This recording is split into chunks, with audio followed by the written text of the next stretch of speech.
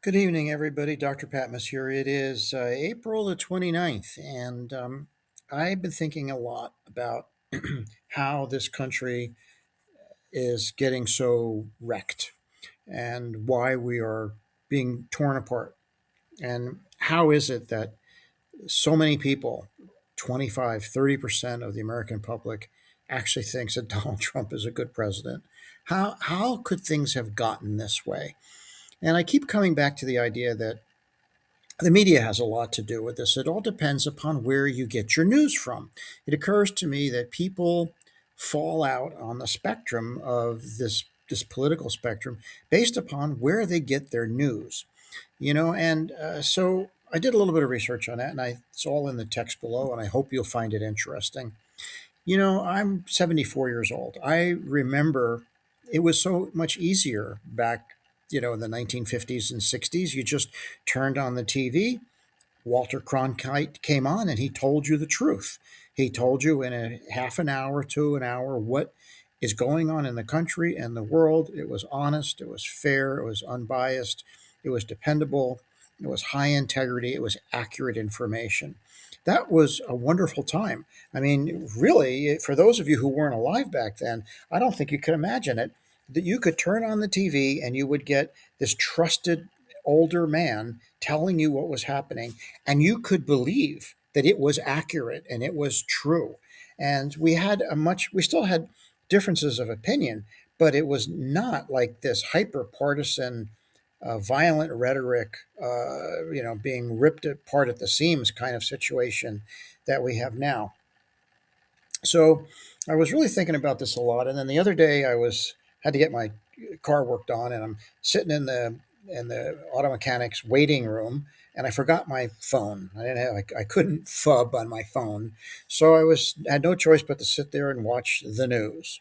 And the only thing that this place had on TV was Fox News. Now I haven't watched Fox News in a long, long time. Stopped watching Fox News the day I tuned in I don't know 2021, and I saw Robert Malone on TV on Fox News, and they introduced him as an expert in COVID and infections, and I had to laugh because the guy never even did a residency. He got 1 year of pathology internship, and that's it. He's not board certified. So like. That made me laugh. As an board certified internal medicine physician with added qualifications in infection control and hospital epidemiology, and a master's degree in biochemistry and physiology, and 45 years of actual bedside clinical experience. When I saw Robert Malone on TV, a guy with 1 year of pathology internship, positioned as an expert, I said, this I can't watch Fox anymore. So I stopped watching Fox back then. And but as soon as the first time in years I've watched it, I was astonished. I sat there for an hour and my mouth just was like, I'm glad there was no one else in the waiting room because my mouth was just open. I was just aghast. It was one misrepresentation, false fact, false statement after another. It was an excursion into an alternate reality. And it just, I guess, not having watched Fox in so many years, it was so striking to me how how off they are, how off the main stream of reality they are. And I began to question and say, well, who's good? What is there? There's got to be a ranking system of news outlets based on accuracy and so forth. And sure enough, there is. And several global organizations do this.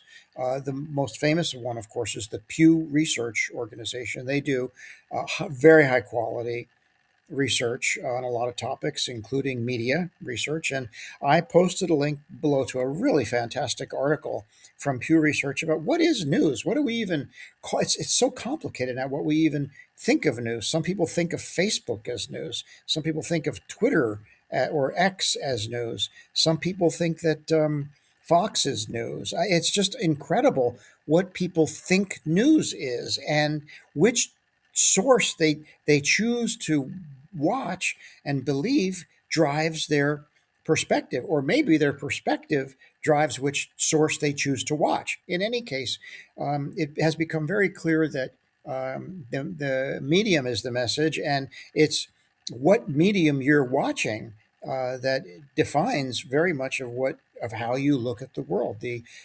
paradigm that you view the world through is very much associated with what you watch.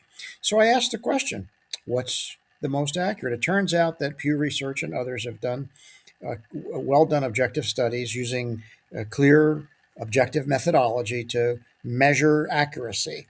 And there are basically three levels of accuracy. The highest level of accuracy, honesty, truthfulness, accurate reporting. Recognize that any news outlet can get it wrong on any given day with a given story, but generally speaking, there's the elite news sources that you can trust as being the most accurate. That'd be Associated Press, Reuters, NPR, Public Broadcasting, BBC. These are the most accurate, least biased sources of news. Then comes the middle tier, and the middle tier is like the New York Times and CNN. And then there's the bottom of the barrel, the news outlets that are garbage, the news outlets that are highly unreliable. I mean, they may get some hard news correct once in a while, but mostly their programming is opinion based entertainment, and it's masked and looks like news, but it's not news. Like, for example, the Sean Hannity show is a perfect example. That is presented as if it's a news hour. It's not. It's completely entertainment. He is presenting a product tailored to the appetite and interests and orientation of his audience, but it looks like news. There are a lot of people who think that Sean Hannity and Laura Ingraham is news. My dear deceased mother, who passed away just a little over a year ago, used to watch. She lived on Fox News, and she used to think that Sean Hannity was the news. And of course, at 93, I couldn't lean on her too hard. I just let her enjoy whatever it was that she enjoyed watching. But if you think that that's news, you're sadly mistaken. So there's basically three tiers. There's the best ones, the average middle of the road ones like CNN, and then the bottom of the barrel, which is Fox. So if you are watching Fox News and you're not aware of the fact that you're watching a news outlet that is notorious for incorrect information, misinformation, propaganda, hyperbole, exaggerated rhetoric, and heavy bias. If you didn't know that, you need to know that. You need to wake up. In fact, in the lawsuit, where Fox News settled out of court for nearly $1 billion, in that lawsuit, because what happened was Fox News reported a false story that they got from the Trump administration. In fact, in the trial, it was interesting because some of the Fox News hosts said, I don't think this is true, but they went with it anyway. So they told the story about the rigged voting machines. The Dominion voting machines were rigged. And they went with that story, and it turned out that it was false. Dominion sued Fox, and during the course of the trial, Fox News lawyers actually went into court and admitted that some of their TV shows, some of their shows are purely entertainment, not really news.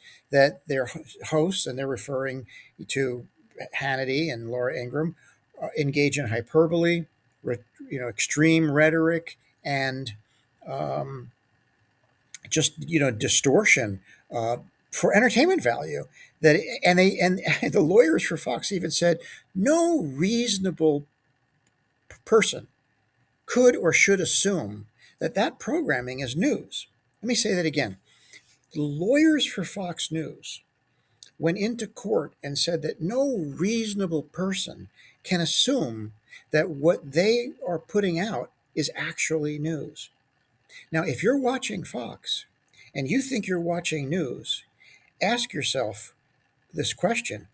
Why is Fox and its own lawyers saying in court that no reasonable person would assume that this is news? And yet you do? Are you a reasonable person or an unreasonable person? Well, in any case, uh, that case didn't go very well for Fox. They settled out of court before it got to a jury for $787 $1 million, I believe, $787 million. They settled with Dominion, and it's a good thing they did, because had they gone to court, a jury would have found them even more liable than that, because of their own admission that what they're putting out there is not news, it's entertainment, it's hyperbole and extreme rhetoric, and you're watching it thinking you're watching the news. Oh my God. Well, it caused me to ask another question. So, why is Fox News so in the pocket for Donald Trump? What is it? Is it, why is this? Is there some kind of business deal between Trump and Rupert Murdoch, who owns Fox? And so there's a lot of interesting discussion in the text below about what the relationship is. It's not a direct business relationship, but they mutually benefit. There is mutual benefit. Trump benefits heavily from Fox News's coverage of him, and Fox News benefits heavily from Trump's antics and what he does. So they feed off each other. But here's the important thing: people need to know that where they're getting their information from. And here's the bottom line: if you're getting your information, your thoughts, your paradigm, your perspective, your point of view, if your view of the world is coming from Fox News, you are being manipulated, you're being lied to. On the other hand, MSNBC is extreme in the other direction. That's manipulative too. The best sources of information are Associated Press, Reuters, BBC, public broadcasting, NPR. Those are your best bets. If you're getting your news from other places, you need to start thinking a little more clearly and a little more crisply and skeptically about what you're being fed, what kind of information you're being fed. If you look at Fox News, I go to their website, most of what's on their front page of their website is wrong. It's factually wrong. It's misinformation. It is a pipeline of propaganda to manipulate you. Don't fall for it anymore.